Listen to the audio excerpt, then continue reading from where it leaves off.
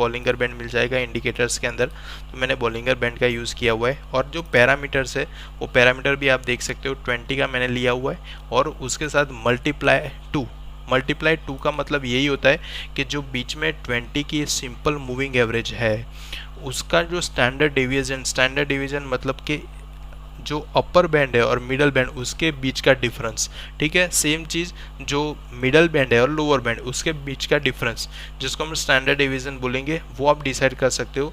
जितना यहाँ पे पैरामीटर आप 2 की जगह 3 रखेंगे उतना स्टैंडर्ड डिवीजन बड़ा होगा, ठीक है। तो ये जो बीच का एरिया आपको देखने को मिल रहा है वो उतना ही बड़ा होता रहेगा। मिनिमम जो रिक्वायरमेंट है पैरामीटर की वो है 20 का मूविंग एवरेज और उसके साथ 2 का, ठीक है। अब सिंपल हम इसको देखते हैं कि किस तरीके से ये बॉलिंगर बैंड परफॉर्म करता है। तो आपको अपर बैंड को देखना है। अपर बैंड मतलब क्या हो गया कि अपर बैंड में जब भी इस तरीके से कैंडल परफॉर्म कर रही है इसका मतलब है कि ये स्ट्रॉन्ग बुलिस के अंदर, सुपर बुलिस के अंदर ये परफॉर्म कर रहा है। सेकेंड चीज़ है मिडल बैंड है।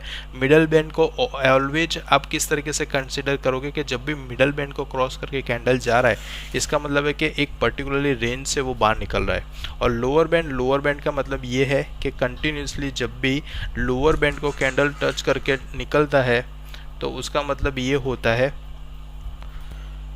दोस्तों, जो लोअर बैंड का रहता है तो लोअर बैंड के अंदर आप देखेंगे कंटिन्यूसली जब भी लोअर बैंड के अंदर स्टॉक परफॉर्म करता है इसका मतलब क्या हो गया कि लोअर बैंड को कंटिन्यूसली टच करके जा रहा है, मतलब ये सुपर बेरिस के अंदर एंटर हो गया है, ठीक है। इससे पॉसिबिलिटी ये भी है कि लोअर बैंड को ब्रेक करके वो नीचे भी जा सकता है और उसके बाद उसमें रिकवरी आ सकती है। अब मैंने जैसे साइडवेज का बोला था तो वो किस तरीके से, तो आप ये चीज़ यहाँ पे मार्क कर सकते हो। जैसे कि ये जो एरिया बना हुआ था, जैसे मैंने बताया था कि यहाँ पे मल्टीपल टाइम जब एक ही प्राइस पे कंटिन्यूसली होता है उसके बाद इस तरीके से वो ब्रॉड हो जाएगा, मतलब कि ऐसे खुल जाएगा। आप इसमें क्रोकोडाइल की तरह आप देख सकते हो, इस तरीके से क्रोकोडाइल की तरह उसका मुंह खुल जाता है। वैसे यहाँ से जो मूवमेंट आती है तो इसको बोल सकते हैं कि एक स्ट्रॉन्ग ब्रेकआउट के साथ वो परफॉर्म कर रहा है। और जब तक वो मिडल बैंड के नीचे नहीं आता तब तक ये अपने लिए सुपर बुलिश बना हुआ है। तो इस तरीके से अलग अलग लॉजिक इसके अंदर आप बना सकते हो। सेकेंड, जब भी रिवर्सल के बेस पे आप कुछ फिल्टर कर रहे हो तो रिवर्सल के बेस पे भी बॉलिंगर बैंड काफ़ी यूजफुल है,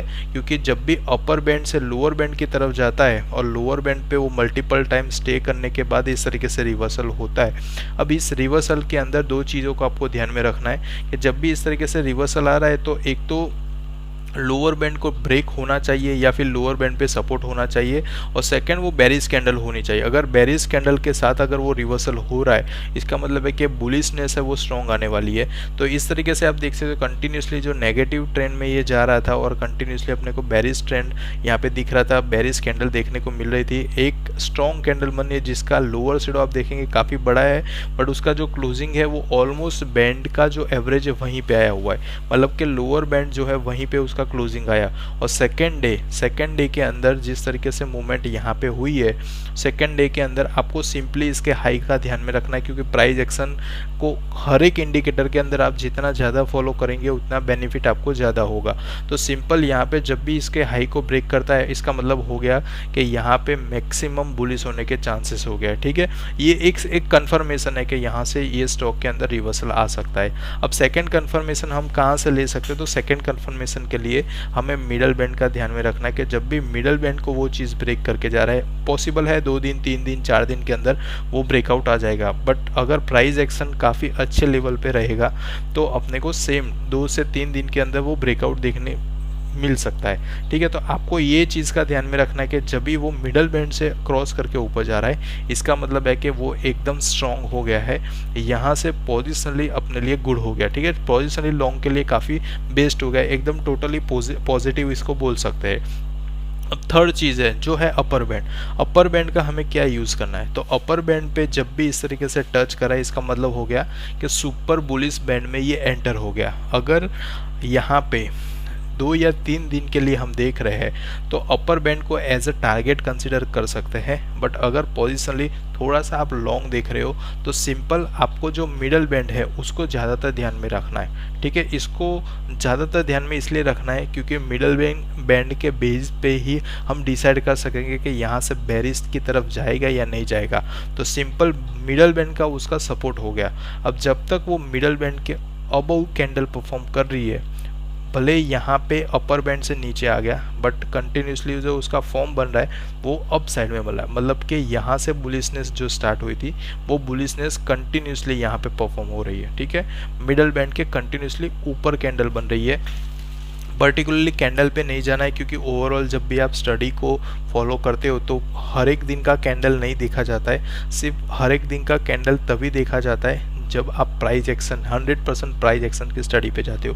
बट ओवरऑल जो इंडिकेटर है वो इंडिकेटर मल्टीपल्स कैंडल से बनता है, मल्टीपल डे से बनता है। तो एक ही दिन के बेस पे हम कुछ भी डिसीजन नहीं ले सकते। इसलिए मैंने आपको पहले बताया कि बॉलिंगर बैंड है वो ओवरऑल आप इस तरीके से जो ट्रेडिंग जोन रहता है उसको पूरा कवर कर देगा। आपको एक रेशियो मिल जाएगा यहाँ से कि स्टॉक की कैपेसिटी कहाँ तक की है, अपर साइड में और लोअर साइड में।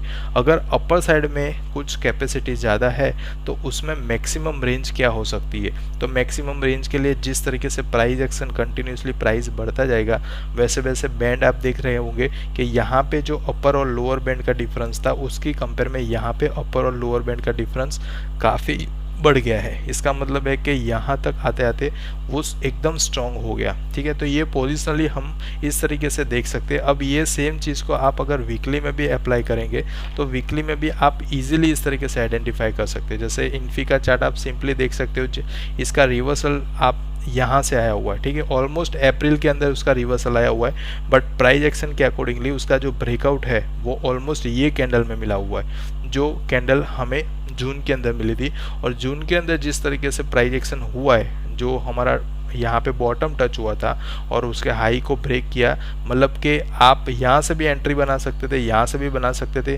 बट ज़्यादातर हम जब प्राइस एक्शन को फॉलो करते हैं तो प्राइस एक्शन का बेनिफिट क्या होता है कि हम प्राइस एक्शन के बेस पे इंस्टेंट एंट्री और इजीली टारगेट को अचीव कर सकते हैं। ठीक है, अगर यहाँ पे एंट्री बनाए तो ये पूरा जो टाइम है वो एक वेटिंग पीरियड में चला जाएगा, मतलब कि यहाँ पे हमारा ट्रेड सिर्फ प्राइस के अकॉर्डिंगली मूव करता रहेगा, ना कुछ प्रॉफिट की तरफ जाएगा ना कुछ लॉस की तरफ जाएगा। तो इतना जो टाइमिंग है वो हमें होल्ड करवाएगा। इससे बेटर है अगर प्राइस एक्शन थियरी पे हम काम करते हैं तो एक इंडिकेटर के बेस पे रिवर्सल मिल गया, उसी के कंफर्मेशन के बेस पे ये जो कैंडल है वो जो स्ट्रॉन्ग बनी हुई है ग्रीन कैंडल है, तो ये हमारा कंफर्मेशन कैंडल हो गया। ऑलमोस्ट आप देखेंगे 5-6 वीक के बाद उसने कंफर्मेशन दिया, बट वो कंफर्मेशन इतना स्ट्रॉन्ग था कि यहाँ पे ऑलमोस्ट 1400-1500 का जो प्राइस था वहाँ से लेके अभी 1600-1700 के आसपास की मूवमेंट हो गई। मतलब ऑलमोस्ट यहाँ पे जो मूवमेंट हुई है वो कंटिन्यूसली बुलिश और एक स्ट्रॉन्ग बुलिश की तरफ है, क्योंकि यहाँ पे अपर बैंड है उसको टच भी कर दिया और उसको ऑलमोस्ट क्रॉस करके ऊपर क्लोजिंग भी दे दिया है। तो ये काफ़ी एक अच्छे लेवल का प्राइस एक्शन और उसके साथ साथ इंडिकेटर के सपोर्ट के साथ मूवमेंट हुई है।